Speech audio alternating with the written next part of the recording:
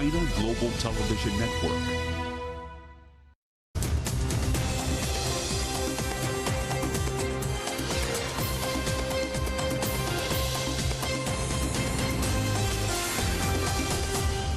Live from London, this is The World Today.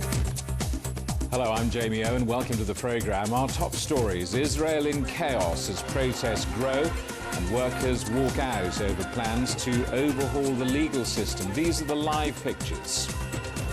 Our other headlines: Germany brought to a standstill as a general strike over pay, grounds, planes, trains and public transport. We're live in Berlin. It's not over yet. More extreme weather on the way for Mississippi after tornadoes flattened towns and killed 26 people. And more solo travellers and adventure tourism, why millions of Chinese travellers will be making their way to Italy. Strikes and protests are widening in Israel as the government comes under increasing pressure to stop reforms to the legal system. Workers striking across the country with all flights from Israel's main airport grounded. Large crowds have gathered outside the Israeli parliament, the Knesset, in Jerusalem.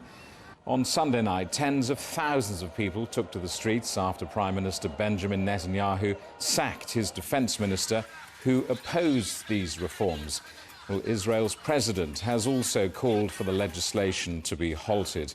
Let's talk to our correspondent, Stephanie Freed, in Tel Aviv. Stephanie, more anger and mass protests across the country. Just talk us through what we're seeing behind you. Well, this is part of the anger. This is part of the mass protests. There were people here where I am. This is a major main thoroughfare intersecting a highway. People were here all night long. The minute that news broke that Prime Minister Netanyahu was firing the defense minister, essentially because the defense minister said, hey, you need to pause this reform, this judicial reform, because I am seeing tangible, unprecedented security risks to the country. The minute he announced that he was fired, people showed up here, and they haven't left. And that goes as well for other sites throughout the country, including, obviously, Jerusalem outside the parliament, the Knesset. You mentioned earlier, Jamie, about the strikes, unprecedented labor strike nationwide. Not only nationwide, that labor strike is also shutting down workers at the Israeli embassy in London, actually, for today and tomorrow. They say they'll also observe the strike. Hospitals shut down. Outgoing flights also shut down. Malls are closed. Universities on strike. Schools on strikes. And again, these massive protests throughout the country. The concern at this point is that now we're hearing about friction, about counter-protesters who are in favor of Benjamin Netanyahu, that they're going to show up. And what we're seeing on social media is that they're calling for their groups of protesters to show up armed. Obviously, that's quite a concern. Benjamin Netanyahu tweeted earlier urging people urging against violence, but some say a red line has been crossed and there's no going back from crossing that red line, Jamie. Stephanie, we were expecting Prime Minister Benjamin Netanyahu to make a television statement a little earlier this morning, presumably to calm nerves and steady the ship, but that has not happened. What more do we know? Well, that's right, and we've been hearing throughout the day that was delayed till just a few hours from now, that he'll be making a statement. The expectation was that he was going to say that, yes, he's going to freeze the momentum, freeze the forward movement on this judicial overhaul.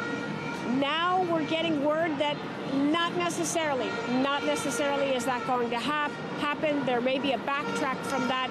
Some of the extremist right-wing coalition partners that he shares the government with are saying, no way, we are not backing down. Nothing is going to change. So mixed messages here. A lot of pressure on Benjamin Netanyahu, but right now we're getting mixed messages, and all the anticipation is around this statement speech that he is supposed to give within the coming hours. It's been nearly 24 hours since all this started, and nothing from the Prime Minister. Jamie? Stephanie, we'll come back to you in coming hours. For the moment, thank you for that. Our correspondent, Stephanie Fried in Tel Aviv. Let's talk next to Yossi Meckelberg, Associate Fellow at the Chatham House think tank's Middle East and North Africa programme. Yossi, you're a seasoned observer of these things. How would you assess the current state of turmoil that Israel finds itself in?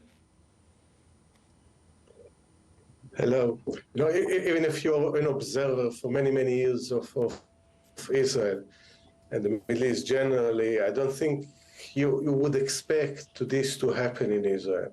And this is no doubt the most severe crisis in the country's history domestically. It faces external threat and external crisis, but not something on this level when there is a deep constitutional crisis right now. But we need also to understand that what happened is not just what, you know, talking about the last 12 weeks. It's brought to the surface a lot of the issues that aren't resolved in the Israeli society along the lines of what is it Jewish and democratic, along the relation with the Palestinians. Who is carrying the burden of serving in the army, of generating wealth, of ethnic background, religious and secular. So all of this came to the surface around the issue of basically ambushing the Knesset and committing what is nothing short of a constitutional coup. For those who are outside the country, who do not understand the minutiae of the sometimes tribal politics of Israel, this is about more, presumably, than tinkering with the legal system. Not at all. You're absolutely right. You can make an argument that every system needs a reform here and there. But what they're trying to do, the current government, which is the sixth Netanyahu government, supported by the very far right, is they're trying actually to considerably weaken the judicial system. In other words, the Supreme Court, the High Court of Justice, have very little say, and the politician will have more and more say. They were basically taking over the checks and balances which a democracy is built upon. And in that sense, appointing judges to the Supreme Court in the hands of the politician, not only the politician, the coalition, about overriding decisions by the Supreme Court. So step by step, reducing the power of the Supreme Court and the judiciary generally, and handing it into the politician. This is at the time that the Prime Minister is facing serious corruption charges in court. It's on trial already for months no end, and he tries to get off the hook by doing this and also helping at least one minister that was already convicted of corruption. I should say that Benjamin Netanyahu will strenuously deny those allegations. Let me ask you about the sense of unity in the administration in Israel. Is this a united government, or is there simply going to have to be some kind of compromise here to stop these protests? I think the cracks are showing in the government. We expected 7, 8 years ago, so not years, but hours ago, it feels like years, 7, 8 hours ago, a statement by the Prime Minister, but he is still discussing it, negotiating with the other partners in government, which means there is no unity.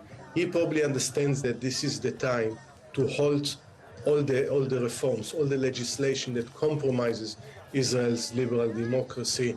There are still hardliners within the government that actually tell him, if you do that, we will leave the coalition, and you have no alternative coalition, and as a result of it, your trial continues. You are right that he's innocent until proven guilty, but at the same time, one asks, how come that a prime minister still serving a prime minister when such serious charges were pressed and discussed in court?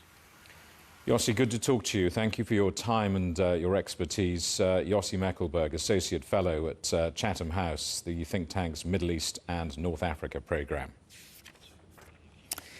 Germany has ground to a halt as transport workers there stage the country's largest strike in decades. Airports and railway stations are empty, with the 24-hour workout bringing huge disruption to Europe's largest economy. Unions representing nearly 3 million workers want a pay rise of up to 12% and are calling the strike a matter of survival for their members amid soaring inflation. Well, let's talk to our correspondent Trent Murray in Berlin.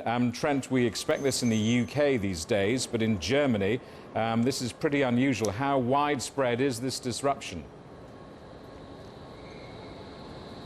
Yeah, well, Jamie, I think it's a real insight into just how much of a difficulty it is record inflation in Europe and why unions are staging these walkouts, demanding pay rises. As you say, it is transport very much in the firing line today of those unions after those pay rises. We know that airports, train stations, bus stations and ports have all been affected. There are no long-distance trains running today in Germany, or intercity trains as well. There are also no flights taking off from the country's main airports, including Munich and Frankfurt, which of course really is the gateway for many other parts of Europe for international flights coming in, and it is really causing a lot of disruption. Many people are heeding, I think, the warning of this strike and have decided to work from home today. The city centre very, very quiet here in Berlin. We've just seen in the past 10 minutes or so the first train actually that I've seen today. I've been here since about 8 a.m. this morning. We understand some commuter services in the city of Berlin are just starting to come back online, but we are being told to expect a much reduced timetable. But that is the only example of that today. The rest of those workers will stay off the books until at least midnight. Trent, thanks for that. Our correspondent Trent Murray in Berlin. Moscow says its air defences have shot down a Ukrainian drone over a Russian town. The Defence Ministry says 3 people were hurt and apartment blocks were damaged in an explosion after it was brought down. Ukraine has not yet commented. Let's talk to our correspondent Stuart Smith in Moscow. Stuart, what more do we know about this alleged Ukrainian drone? Yeah, well, according to the Russian Defense Ministry, this was a Soviet-era drone retrofitted to carry explosives. And after travelling around 250 kilometres over Russian territory and getting as close as around 200 kilometres from Moscow, it was intercepted by Russian electronic warfare units, which disabled the drone's navigation system, eventually forcing it to the ground. That created an explosion, which created a 15-metre wide crater, according to the Russian state news agency TASS, and also sent debris flying as far as 500 metres away from that site. That resulted in 21 homes being damaged and also indeed 3 people injured. There's no indication from the Russian Defense Ministry as to where that drone was heading, as to what it was going to hit or where it was going to hit, but the region where it was eventually downed, Tula, is well known within Russia as being an area with considerable defence and manufacturing capabilities. We are hearing that Moscow's on something of a recruitment drive for the military, looking to entice troops with promises of cash bonuses and other incentives. What more do we know?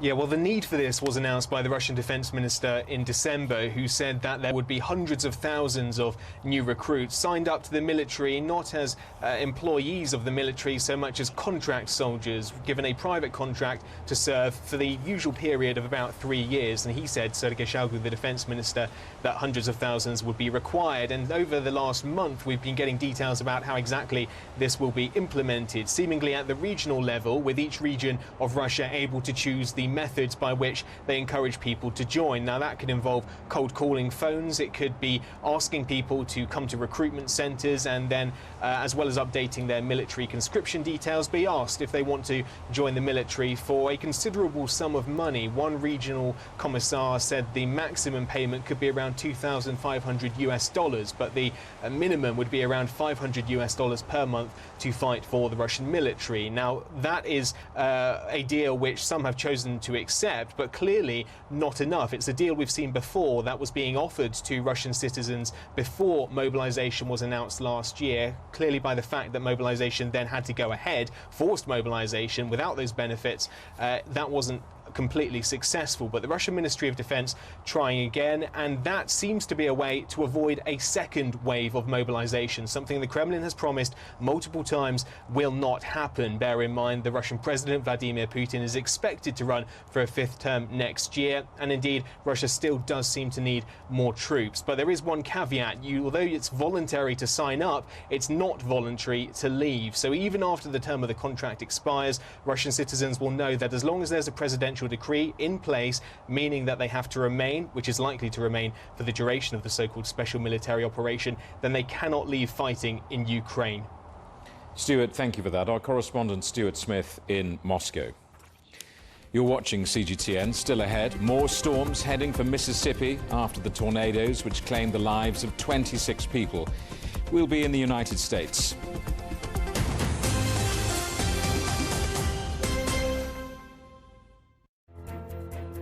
There's a new agenda for a new world, accelerating change in almost every part of our lives.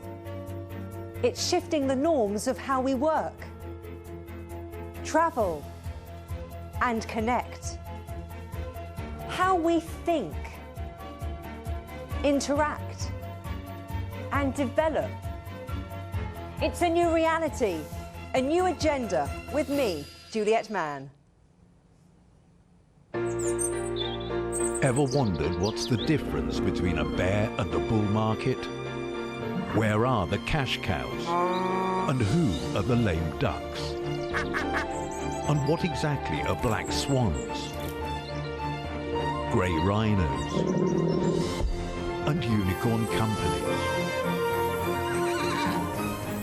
Make sense of it all with Global Business, only on CGTN.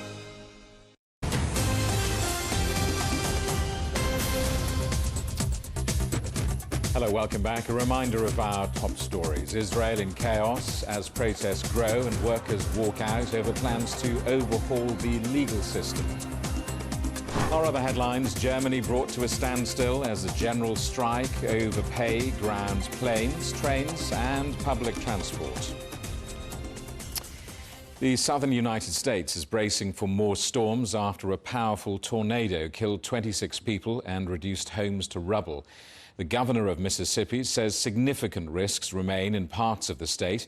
President Joe Biden has ordered federal aid to support recovery efforts and declared a state of emergency. The town of Rolling Fork in Mississippi was hardest hit, where hundreds of people have been left homeless. Our correspondent Will Denslow is there. Will, more warnings of severe weather. What preparations are in place? Yeah, Jamie, absolutely right. You mentioned the devastation. As you can see behind me, still so much work still to do in the town of Rolling Fork. And of course, this site behind me luckily was being constructed and renovated at the time, so no one was living inside it. But it just gives you a sense of the devastation, the power of this tornado. And unfortunately for many residents across the region, it certainly seems that there are more threats still to come. Some 20 million Americans in the south and southeast of the country under severe weather alerts. On Sunday, across parts of Mississippi, there are extreme weather alerts. We saw images posted by the National Weather Service of hailstones, some as far as 2 inches in diameter, essentially breaking through car windshields. Such was the severity and the size of those hailstorms. So yet more extreme weather is certainly expected. And speaking of extreme weather, we've had from Alejandro Mayorkas, the US Secretary of Homeland Security, who was in Rolling Fork on Sunday, who spoke to the increased severity of storms like this. Let's have a listen. We see extreme weather events increasing, only increasing in gravity, in severity, and in frequency. And we have to build our communities to be best prepared for them, to prevent the devastation to the extent possible, to be able to quickly respond and recover, to prove ourselves resilient. We cannot do that alone. We need one another. And that is what we are here to communicate.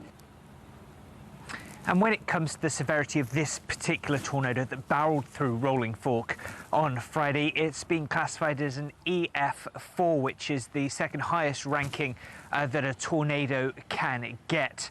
And when it comes to the severity, around 1% of tornadoes actually hit that mark, which just shows how rare and how extreme this tornado was. It was also on the ground for around 59 miles. Now, less than 1% of tornadoes are on the ground for that long, which just shows how and why such destruction was caused over so much land. Jamie?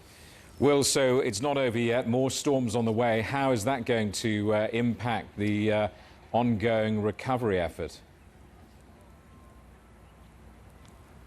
Well, it certainly does complicate it, of course, if resources are needed to be stretched across parts of the state, across parts of the country, of course, with so many people across major hubs, including Houston, New Orleans, among the cities that have been under these extreme weather alerts. So, of course, that would be a massive drain, and comes after FEMA and the Biden administration have approved disaster declaration to try and get funds as quickly as possible to folks here in Rolling Fork. Of course, it's believed that a couple of hundred of homes have been destroyed. It's a community of around 2,000 or so people. We heard from Tate Reeves, who's the governor of Mississippi, who is here on Sunday. He said there are really two priorities going forward. Housing, of course, such a major one. As you can see, the devastation behind me, that's a scene that's played across pretty much all of this community. He says housing is needed in the short, the medium and the long term. He also says more small business assistance is required for those small businesses that have been hardest hit and have lost their properties. And we've heard from Secretary Mayorkas. He says that the federal government will be here to provide aid for as long as it takes. Jamie? Will, thanks for that. Our correspondent Will Denslow. The DPRK has fired 2 more ballistic missiles off its coast, the latest in a number of launches. The recent, almost daily launches have coincided with joint military exercises between the United States and South Korea. Pyongyang has been angered by the drills, saying they're in preparation for an invasion. South Korea and the United States say they're defensive and time to mark the 70th anniversary of their alliance. Myanmar's military leader has vowed to continue cracking down on opponents to army rule. Speaking at an annual military parade, Min Aung Hlaing also said elections would be held just weeks after admitting the army does not control enough territory to hold a vote. Myanmar has been in turmoil since the military deposed Aung San Suu Kyi's civilian government 2 years ago. Humza Yousaf has been elected as the new leader of the Scottish National Party. He's expected to be confirmed as Scotland's new First Minister in a vote in the Scottish Parliament on Tuesday. The leadership election was called following the surprise resignation of Nicola Sturgeon. Honduras has become the latest country to establish formal diplomatic ties with China. The move by the Central American country ends a decades-long relationship with Taiwan. Our correspondent Alistair Baverstock reports. Honduras has announced the start of formal diplomatic ties with China after the Central American nation cut decades-long ties with Taiwan Island. In a statement from the country's foreign ministry, Honduras recognizes the existence of just one China in the world, adding that the government in the capital Tegucigalpa had informed Taipei of the decision prior to the announcement. China has on multiple occasions called the Taiwan question the core of China's core interests, and Taiwan is an inalienable part of China. The move to cut ties is a reflection that the One China principle is now more commonly accepted by the international community. China and Honduras will now hold formal relations at the ambassadorial level, with embassies to be established in the coming months. Following this decision, only Guatemala and Paraguay remain among Taiwan's allies in Latin America, and pressure will now be building on them to follow suit. Alistair Baverstock, CGTN, Mexico City. Beijing has welcomed Honduras' decision to recognize the One China policy. China's foreign ministry said no preconditions had been set when the two countries agreed to establish diplomatic ties. China will actively promote mutually beneficial cooperation in various fields and support Honduras' economic and social development. China will do this in order to benefit Honduran people in the spirit of mutual respect, equality, mutual benefits, and joint development, and based on the One China policy. We want to tell Taiwan authorities that Taiwan independence is a dead end. Dollar diplomacy has no way through. Any plots that go against the tide of history are doomed to end in failure. Marco Elliot Giron is a deputy in the National Congress of Honduras. He told CGTN that his country is looking forward to more people-to-people exchanges with China. Honduras has opened its doors to the rest of the world and has become one of the 182 countries to establish diplomatic relations with the People's Republic of China. Honduras is known as the heart of Central America, and we send our sincere greetings to all Chinese people. There is also a large number of overseas Chinese in Honduras who have lived with us for many years.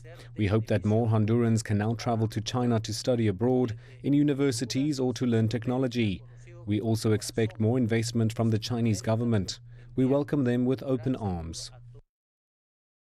Italy is expecting to welcome 3 million visitors from China this year after COVID restrictions were eased. The country is seen as one of Europe's top destinations for Chinese tourists who make a significant contribution to the Italian economy.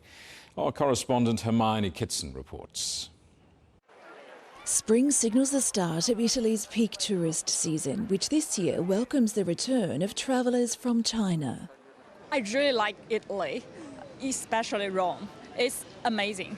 It's very famous, Italy, and it has very old buildings in here. So I think this is a big attractive point for me. Yeah, it's really special.